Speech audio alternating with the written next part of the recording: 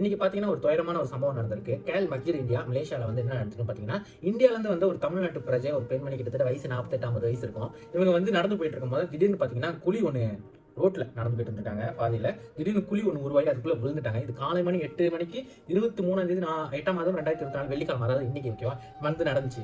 இது நடந்ததுமே வந்து பாத்தீங்கன்னா வந்து அங்க இருக்கிற எல்லாமே வந்து வந்துட்டாங்க. அவங்கள காப்பாத்துறதுக்கான முயற்சிகளும் வந்து எடுக்கப்பட்டது. ஸோ மேபி அவங்க விழுந்த குழி வந்து என்னதுன்னா வந்து இந்த பாதாள சாக்கடைகள்லாம் போகும் இல்லையா? ஸோ இந்த சாக்கடை ஓடுறதுக்காக நம்ம நார்மலாவே இதெல்லாமே வந்து இந்த கேல் சிட்டி, ஸோ ரொம்ப பிஸியான சிட்டில வந்து இந்த தண்ணி ஓடுறதுக்காக இந்த பாதைகள்லாம் அமைக்கப்பட்டிருக்கும். அதுக்கு மேல தான் வந்து ரோடா இருக்கட்டும், பாதையா இருக்கட்டும், இது எல்லாமே இருக்கும்.